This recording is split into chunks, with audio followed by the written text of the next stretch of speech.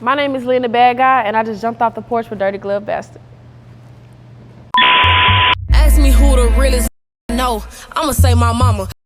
I'm real junior. I'm not for the drama. All right, so we got Lynn, the bad guy, jumping off the porch with us today. Welcome. The bad guy. What's up? I'm feeling great. How you feeling today, too? I'm feeling good. Yeah. We've been in the A for a minute. Okay. And now it's time to go back home. Oh, for real? Yeah. What have you been doing since you touched down? Been recording, shooting Working, videos, or? Working, just working. And I've been meeting a lot of new people. Oh, for real? Yeah, a lot of Okay. new artist friends. Everybody's just been real friendly so Yeah. far. That real Southern hospitality. Yeah. You know? And how do you like the vibes here in Atlanta? I love Atlanta. Yeah. Yeah, I'm from Birmingham, so. Yeah, you right down the street. Yeah, I'm right down the street, but I haven't really spent a lot of time in Atlanta as an adult until now. Okay. And I'm like, yeah, might have to come down here for a little bit. It's Black Hollywood, as they say, Man, though. for real. For sure, for sure. So yeah, talk about your upbringing in Birmingham, and what part of Birmingham are you from? I'm from the east side. Okay. Well, I started on the west, but yeah. I just come from like a really like loving and supporting family. I grew up around like a lot of extended family, cousins, aunties, uncles. Yeah, we just all got together all the time. My parents are loving and supportive. I have 3 younger siblings, and yeah. Are you the only girl? Like, you have 3 brothers, or do you have a sister as well? I got 2 brothers and 1 sister. Okay. Yeah. Okay. I'm the oldest though. Yeah. So being the oldest, did you feel any responsibility? Like, Definitely. Man, let me show these youngins something positive and everything too. Definitely. I just grew up knowing that I had to set a good example. Like, that was like one of the first things I heard is like, you the oldest. And that was it. End of statement. Like, anything, any sacrifice, anything I did good, it was like expected because I'm the oldest. And you know where I come from, we don't always have a whole lot. So sometimes it was a lot that I had to just like sacrifice and just like not even think about, because that was just the life that we was living. But now, like, it's all paid off. Like, all my siblings are doing great, I'm doing great. Like, I know I'm doing my job when it comes to like setting a tone for them. So yeah. Nah, it's a true blessing right there. For It sure. really is, yeah. Yep. And what were you into as a kid growing up? Like, were you always into music? What was you doing? I played sports growing up. Okay. Yeah, I played softball. I still really love to play volleyball in my free time now.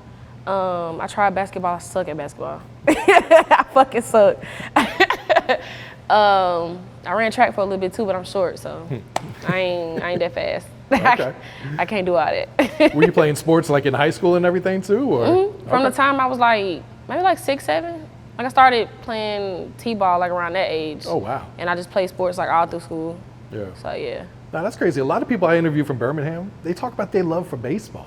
Like, I don't hear that from a lot of different cities like that. We love, my brothers play baseball, I play softball. Okay. Yeah, so, I don't know. Little League do go up. For real? It do. Motherfuckers be playing Little League like a motherfucker. No, that's what's good. And when would you say you jumped off the porch? How were you at the time? When you kind of just like started going outside, you know, experiencing life on your own and everything? I want to say 19, like when I went to college. Okay. But when I was 16, I moved to Texas, and that kind of felt like jumping off the porch too, because when I got there, like, I ain't had no friends. It wasn't nobody to kind of like guide me through, you know, going through like a new school and dealing with culture shock and dealing with like now being in school with all these different people of these different races and, you know, people who just got another way of living. I had been in Birmingham all the way up until that point. I had never really seen nothing else. So that kind of felt like jumping off the porch then. But yeah, when I went to college for the first time, that felt like it again too. Yeah. For real. And what part of Texas did you land at originally? Killeen. Okay. That's not too Killeen. far from Austin, right? No, no, it's not. It's just an hour away, so. Okay. Austin just felt like the right pivot. Like, a lot of people who I was meeting, they was like either in Austin or they was like working in Austin all the time, and I was like, okay, that's where I'm gonna go. Yeah. So yeah. Was it like a big culture shock when you moved to Killeen then? It was. It definitely was.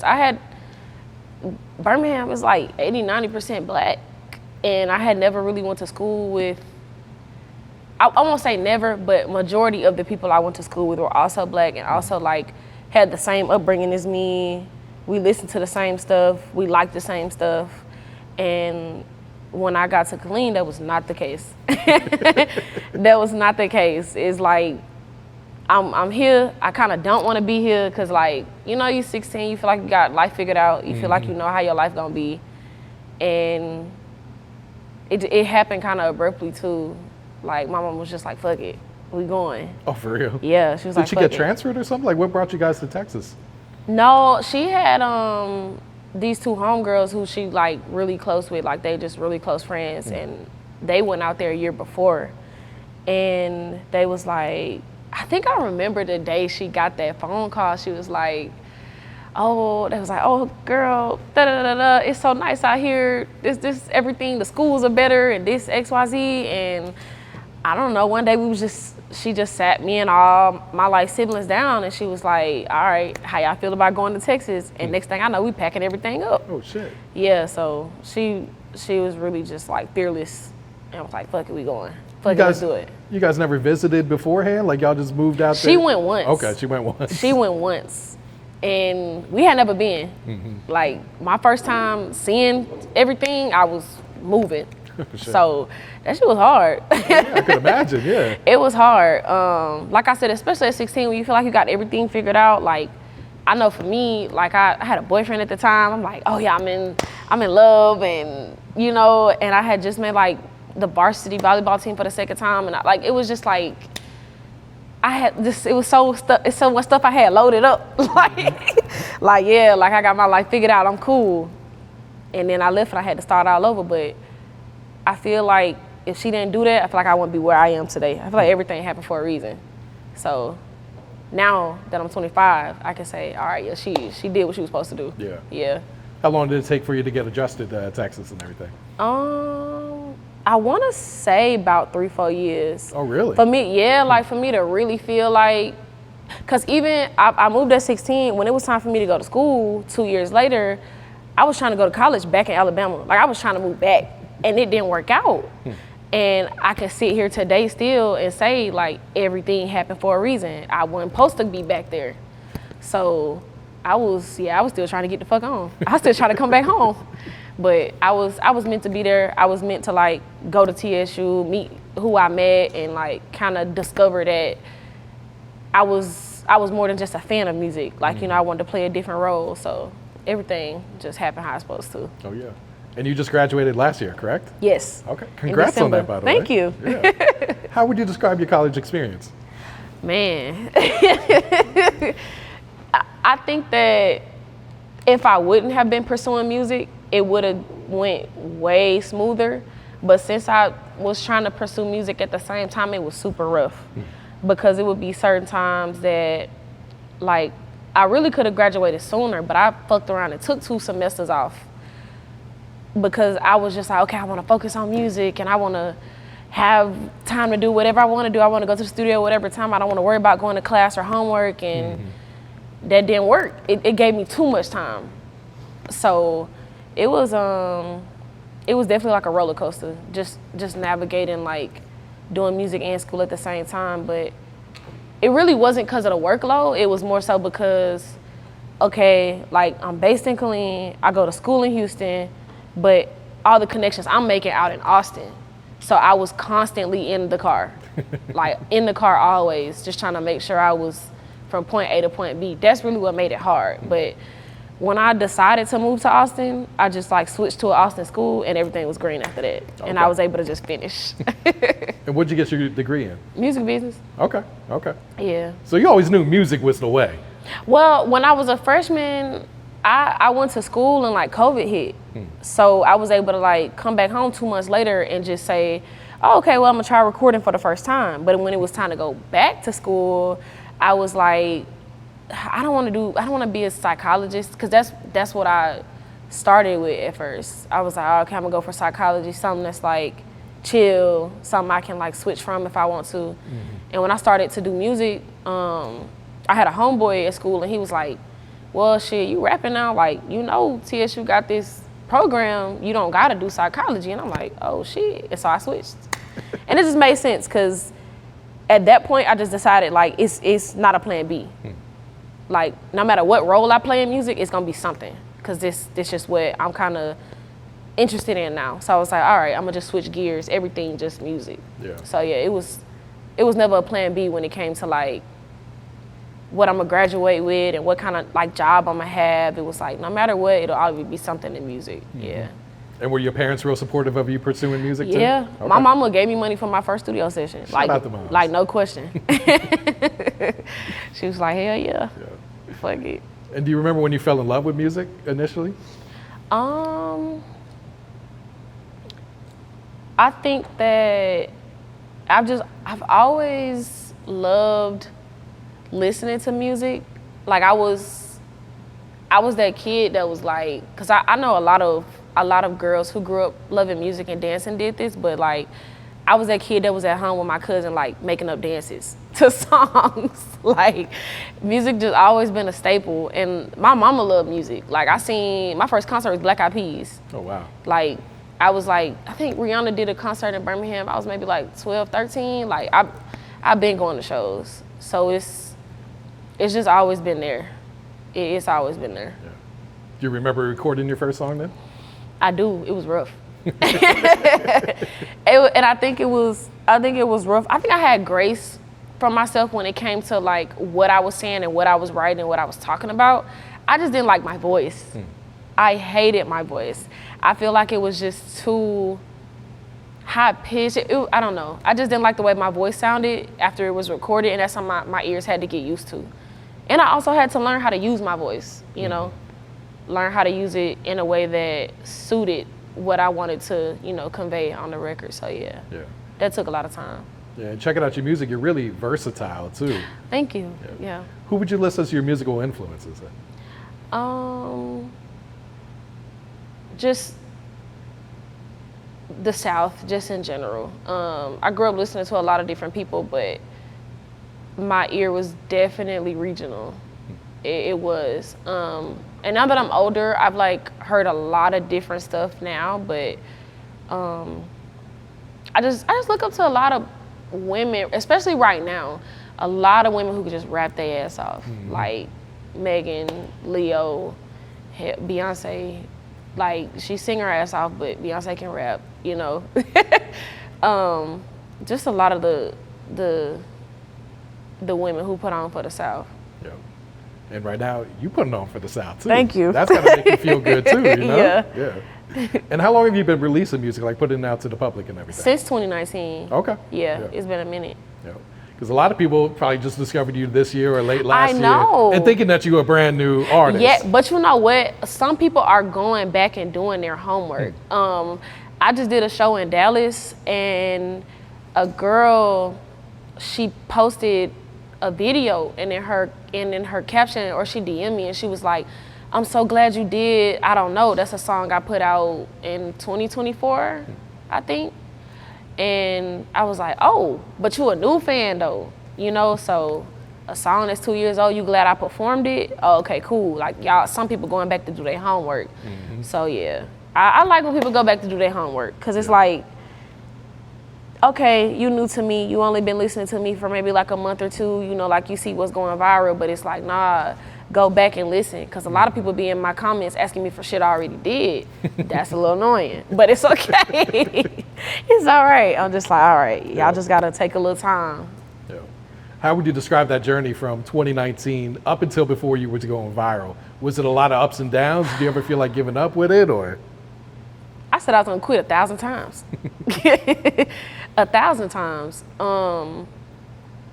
It's definitely been up and down. It's definitely been an emotional roller coaster, if nothing else. But I just knew that as long as I did my best, that's all I could do.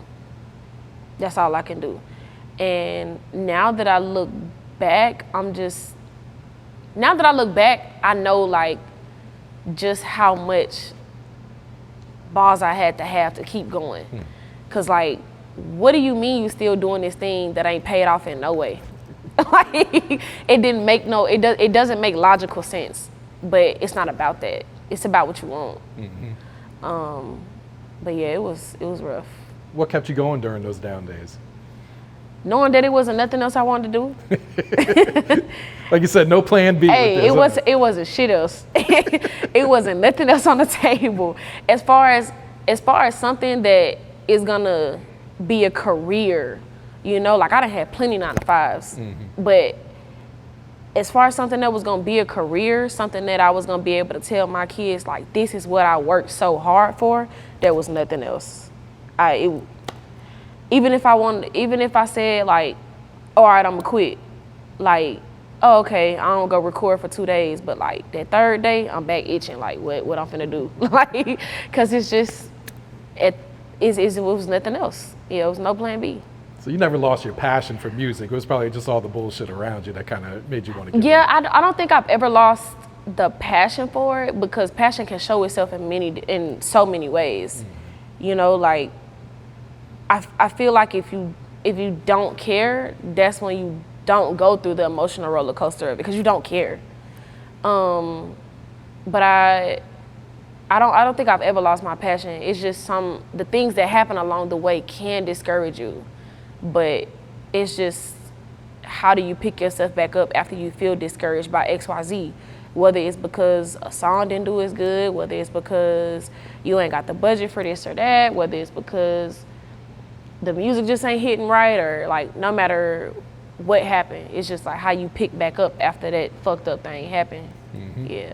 And how'd you get the nickname The Bad Guy? Did you come up with that? Did someone give you that or what? I mean, everybody know the popular saying, like, oh, I do this and I'm the bad guy. You know, like, that's kind of I said it in a song, and that's how I meant it, and it just stuck.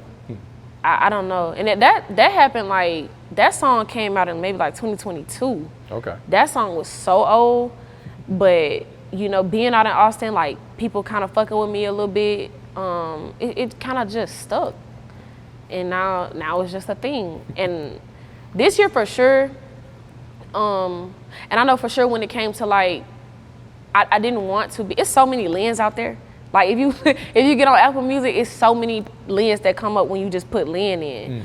And I know for sure when it came to like my social media presence, I didn't want people to have a hard time finding me. So I was like, okay, everybody in real life who know me for music, they kind of already like, what up, bad guy? You know, little stuff like that. I'm like, okay, I'm gonna just embrace it. So I changed my Instagram, changed my Twitter. I'm like, it is what it is. And I'm just like, shit, y'all like it, I love it. Do you think you'll change the artist name to Lynn The Bad Guy? I've been thinking about it. Okay. I have been thinking about it, but I haven't made my mind up yet. But I have been thinking about it, because that'll really like solidify it. Of course, yeah. I have been thinking about it though. Okay, yeah. So let's talk about this on the radar. Let's start with the freestyle, because this thing has been going crazy.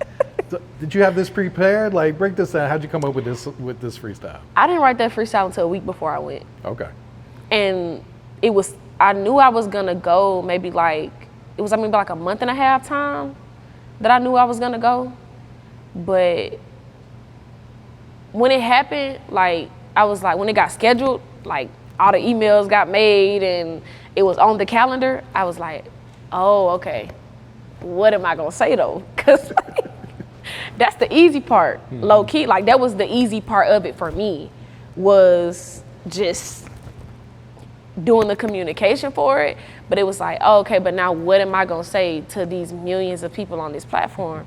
That was when, like, I started kind of sweating a little bit. But I didn't force myself. Like, I want to say when I was like at that 2-week mark before, I was like, okay, girl. Like, what we doing, right? What we doing? Because when you get on this flight, you got to know this song. Like, you got to know what you going to do. And I had the understanding that they was going to give me 2 slots, like I was going to be able to do 2 songs, but I knew that I wanted to do something new. I knew that, like, okay, I'm going to do 1 song off my album that came out, but I knew I had to do something new. And maybe like the 6 or 7 days before, I just was like, okay, fuck it, I can't run from the shit. And like, time ain't gonna stop moving, so I gotta do something. And it worked out. Did you write the song, or did you just kind of freestyle and punch in on it, or? I wrote it, so the second half of it, that part was kind of already something I was working on. Okay. And so I wrote like the top of it, and I was like, okay, I'm gonna snatch this and it's gonna go good with it. So it was kind of like a Frankenstein of a freestyle. But yeah, it just worked out. And did you realize you were sitting on like, you know, something that was going to go viral at the time, or did you just? Hell no. Did I think I was gonna do 1 million views in 24 hours? No, no. I was just hoping for the best. I didn't have a number expectation. I didn't have like a viewer, like, oh, I want to get this many viewers and this many followers from it. I didn't set that expectation because honestly, even just getting there was like, okay, mission complete. Like even just getting there and getting in front of the camera and having a good, like, you know, camera performance for them, that was like, okay, mission complete. Because anything else is outside of my control. Like I did everything that I could, you know, that was in my control. So I was like, anything other than that, I won't set expectations for that. But no, I didn't know it was gonna do that good.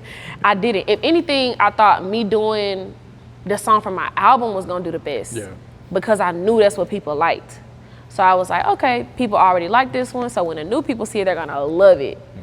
And I think that situation just taught me, like, you know, just another level of betting on myself. You know, like when it comes to, okay, you done had these like couple viral moments and people like this shit, but like don't stress too much when it comes to like the new stuff, cause like I'm still that, you know. So yeah. And what was it like watching it go up? Like you said, 1 million views in 24 hours. Crazy. I was at work, bruh. For real? Like I was at work. I'm at work. I'm trying to focus on work. I can't. I had to put my phone down. Like I was like, I can't look at this, cause I'm gonna just be distracted all day. But when I really like, you know, I sat down, of course, my family, my friends, everybody kind of watching the post, sending me little stuff that they seeing. And when I got to the crib and I'm like looking through everything, I'm like, oh, this crazy. I'm like, this insane. And how did it make you feel to see so many bigger artists like showing you so much love on the post too? SZA reposted it. I screamed. I was like, this is crazy. It was, the 1 million views did it, but like when I seen SZA reposted it, that's when I really got turned up. Cause you know, you just admire these other people, you know, and the work that they do and the crazy shit that they write and put out. And it's just so good to know that somebody else who you admire, you know, will kind of give you a tap too and be like, hey, like what you're doing. And that's kind of how I took it. But yeah, like that was crazy. I mean, I got CTRL tatted on my back, so I love SZA. That was just like, that was everything. It felt good to work and get up until this point, and then you kind of get the cosigns, because it's like that's not what you do it for. But motherfuckers be lying if they say it didn't feel good, you know? So. And how rewarding is all of this, you know, going viral? Like you said, dropping music for 7 years now. Now you finally feel like you're probably getting your props and everything too. Yeah, but you know, the emphasis really is not on, it feels good, don't get me wrong. It definitely feels good for like follower count to go up, you know, people interacting with you more, people commenting saying they want this and that from you. Like that feel good, don't get me wrong, but I have a great support system.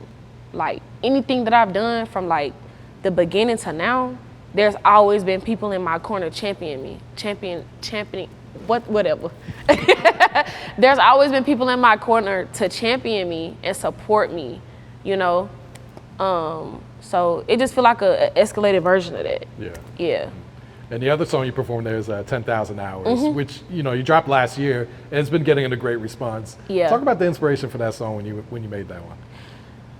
I knew I wanted to put a project out. The project didn't have a name yet. It didn't have a structure yet. And honestly, I think 10,000 Hours was one of the first songs that got written where I was like, this for sure going on there.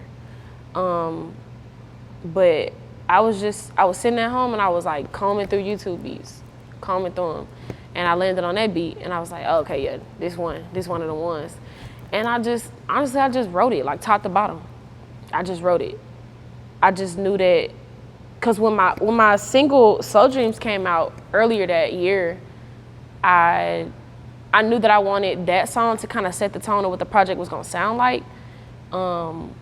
When it came to like the topic of the theme of what I wanted to talk about, I was like, okay, I want to talk about this journey of really chasing this shit, you know, of trying to trying to align yourself with what you feel like you deserve. And that's how that came about. I just wrote it top to bottom. It was just really how I felt. Yeah. It was just really how I felt. And talk about the feedback since it's been out it's past, what, 8 months now, 9 months now? Yeah, it's been crazy. This project has done so well because me and my videographer, Sasha, we have just been really intentional about the visuals that we've put out to go along with the project. Because the music by itself, it's like, okay, you could get a moment with the music by itself, but it's really the image you put out there too, to let people really visualize what really are you trying to say. So I think the emphasis and the intention we put into the visuals really made it go up. Yeah. And what's that chemistry is like with you guys when you're creating a visual for all these songs and everything? I think that we work really well because we respect each other so much. I think that we're very considerate of each other, you know, like when it comes to, okay, what do you want? What do I want? How do we meet in the middle? There's no ego, there's no pride, you know. If I have an idea, she hear me out. She have an idea, I hear her out, and we just both have the same end goal, so it worked. We just want to be intentional. We want to make it make sense, and that shit gotta look good. We have the same end goal, so it's so easy to like just call and say, hey, let's do this for this. And she like, oh, that's cool, but what if we do this? And we make it come together. And yeah, we love each other, we respect each other so much, and we've been working together for the past few years, so we've been able to kind of transform the type of videos we shoot, how we shoot them. We just grew a lot together. No, that's super dope right there. Yeah. And how did the remix with Swavay come about? That shit crazy. We posted the first piece of content for 10,000 hours, and it went viral for Instagram because it's hard to get views on Instagram. Oh yeah. It's hard to get views on Instagram, but it did like 100K, and everybody was seeing it. Everybody was just liking it. I was seeing all the other kind of like artists who got motion and stuff like liking it, and he was one of the ones. He liked it, he followed me, and a little bit after that, like the same day, next day, he hit me. He was like, hey, this shit crazy, like I really like this record. And he was like, if you doing a remix, like let's do it. And I was like, boy, I'll send you a file right now. I'm like, say the word, cause he hard. He's one of those artists that like me and the homies listen to. So when he hit me, I was like, oh, that's over with. That's over with. But he was so cool, like from start to finish, like sent the verse back so fast. Like he's so cool. He's so down to earth. That's my partner. So did you sit on the remix for a bit then? I only sat on it enough to where we could get the logistics down to meet up and shoot the visuals. Okay. Yeah. Cause I'm in Texas, he was in the A, and you know, I'm still independent, so it ain't like I'm just, you know, stuff happening at the snap of a finger, but we making this shit happen still. So we just, you know, coordinated on like, all right, what your schedule look like, this, we walked the BAM, and you know, all the, you know, scheduling and stuff, and we shot it. I got it out like 2 weeks later. Like I ain't hold on to nothing. Gotcha.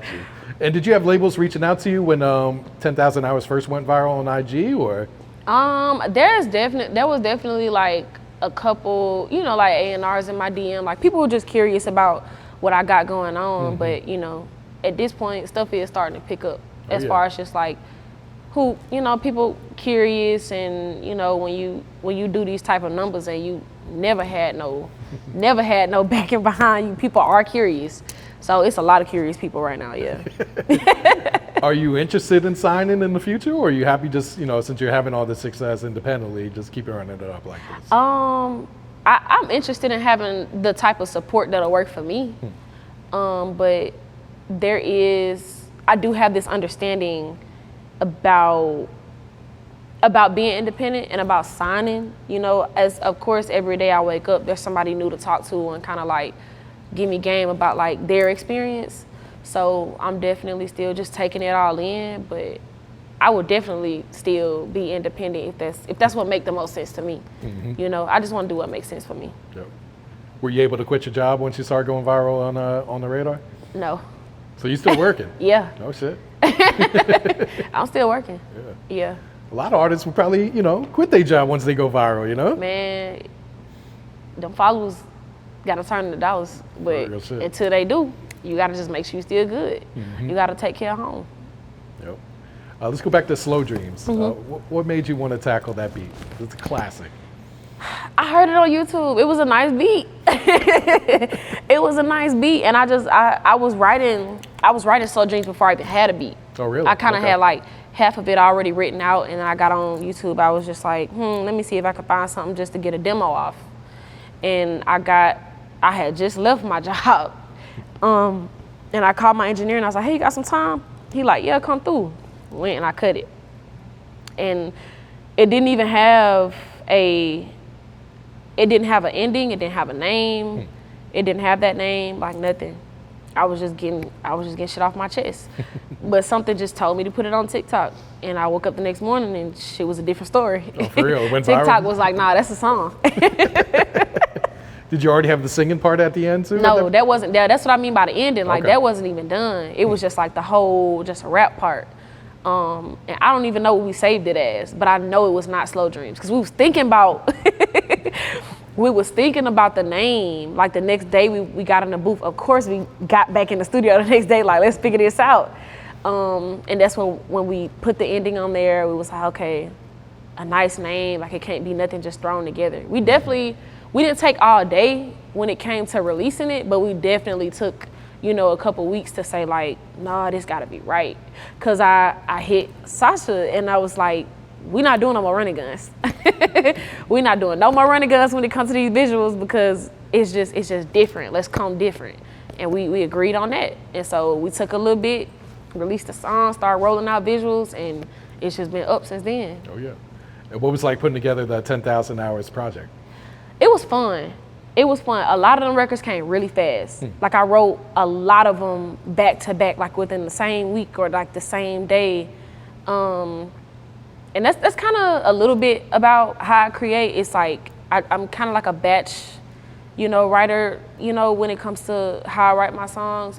So a lot of them came really close together, but it was during a time where I had went through a few L's, a few months prior. I had went out to Cali for the first time. I came back home with like a different kind of, inspiration. And it was just a time where things were kind of blossoming, just for me. Just how I would start seeing things a little different. I had a few realizations, just in my personal life. And I think 10,000 Hours really reflect that, It reflect like me being able to say, where am I at now? And like, how does my past play into where I'm at right now? And, just taking a overall look at my life and saying like, okay, this is what it is. Mustard Seeds, that's probably one of your most personal songs on the project. Definitely. Yeah, talk about the inspiration for this one. I sat on that beat for a long time. My engineer Jamal made that beat, and I really liked it. I really liked the beat, but I sat on it for maybe like a whole year, maybe even longer than that. I just knew that every now and then I would go back to it and listen to it. And if I didn't feel it, I just didn't touch it because I knew it was gonna be, I didn't want to rush it. But I was sitting at home and I couldn't find nothing on YouTube. I was like, YouTube dry. I went back to the beat and I was just like, it kind of made me feel like I didn't want to talk about anything, just anything regular. And I don't know, it might have just been how I was feeling that day, just feeling a little vulnerable, feeling like I miss my family and, I lost my grandma when I was young, so I miss her all the time. And I think it was just based on how I was feeling that day. But when I decided that I wanted 10,000 Hours to be, when I wrote that song, I knew that was gonna be the title of the project. That gave me the title. I was like, this is the title of the project, and I'm gonna talk about all the different things that you go through, like while you hustling. And knowing why you do this shit is a part of hustling. So that was kind of like that statement to say, okay, I'm putting in all this work, I'm doing all these things, and I got the confidence, I know what I got, I know what I bring to the table, y'all gonna respect me, and then, oh, okay, but this is why I do this shit. That's what Mustard Seeds was for me. But I'm really happy it came out the way it did. And I kind of knew that I liked it because even now on TikTok, there's a video while I was writing it, I recorded it and kind of like spit it in real time and posted it on TikTok.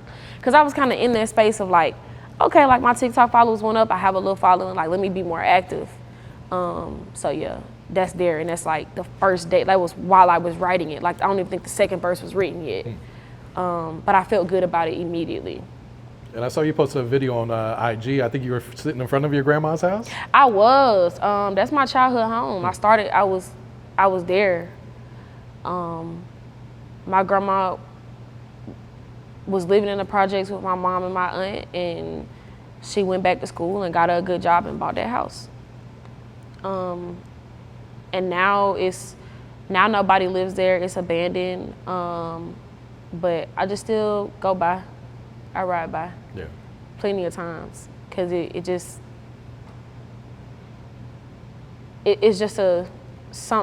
don't know how to explain it, but it holds a place, you know. But we came to Atlanta like a month and a half ago. When we came to shoot the visuals with Swavay, and we was like, oh, okay, let's go home. And I was like, we gotta get this piece of content with my brothers. I'm like, we got to, cause we here. And that was Sasha's first time in Birmingham, so she really wanted to do it. I wanted to do it. We were so tired, but we had to do it cause it meant the world. Yeah, it looked like it went up on IG too. It did. Mustard Seeds is a lot of people's favorite song. Like, it's my manager's favorite song. She loved that song. It's a lot of people's favorite song, and it's one of my favorites too. Yeah. It is. And I see people comment like it's really helped them get through some tough times too. Yeah, for sure. To know that I'm the type of person to, like, when I'm going through something, I have my go-to songs. To know that's some other people's go-to song, it make me feel good. It do. It made me feel like I'm doing what I'm supposed to do when it comes to using my life and the things that I've been through and my feelings, for good. It made me feel good, yeah. I see you got your dad on the project too. I did. How'd that come about? Was he itching to get on it? Did you pitch it to him? I asked him. I grew up kind of knowing a little bit about, like, I knew my dad was an artist. I knew he was a rapper, but I think when me and my sister was born, he kind of, prioritized us. But I knew my dad did music. And when this project came about, I just knew that I wanted to showcase, my support system. I really did, because I don't get to put in that 10,000 hours without the support system that I had. So I just wanted to show love to him and my mama. So I put a voice note of my mama on there, but for him, I was like, yeah, you gotta get in the booth. What'd you think of his verse when he sent it back? I loved it. Well, actually, he recorded it in person. Oh, for real? Okay. I didn't hear it. Yeah, he came to Texas and he seen me perform. He came for the weekend. I had a show. He seen me perform for the first time. Like, I've performed for years, but it just worked out for him to be in Texas. And he came and he seen me perform, and the next day we got in the studio. And it's so funny because as soon as he got in the booth, he was like, I ain't gonna lie, I wrote it on paper, but I forgot the paper at home, so I'm gonna just have to spit it, like. So that was his interlude was probably freestyle a little bit too, but it made me cry. It did make me cry. It made me feel good that my parents really believe in me. It makes me feel good that I have parents who had kids and they had, like, even though they were so young, they had and still have the best intentions for their kids. Like, we hear a lot of stories about, people who just don't have the best situation when it comes to family. And that was just another realization of, like, I'm so blessed. I'm so blessed. But, Yeah, he went in and cut that verse, man. I'm like, I'm like, cool. You cool with me. And I'm sure they super proud of everything that you've been doing these past couple months then Definitely. too. My mom, she's so excited. She's very excited. My mom's like this. She's a very happy and like bubbly person. And we get to talk and be, with my mom, I get to like talk and be hyped with stuff about her. Me and my mom don't really talk too much about, like, I let her know what's going on, but we don't really like focus on too much like the business side. We just like be happy and excited about everything. But when I talk to my dad, he like, oh, but what they talking about though? Like what the business like? So it's that I like that.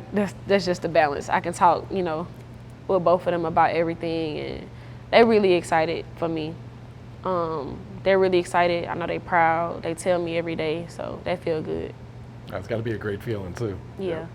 So looking ahead, what's this new music sounding like that you've been cooking up?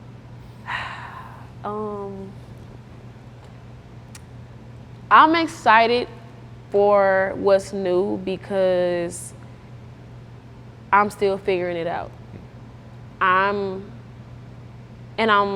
excited because I'm not gonna let nobody pressure me into moving on, you know?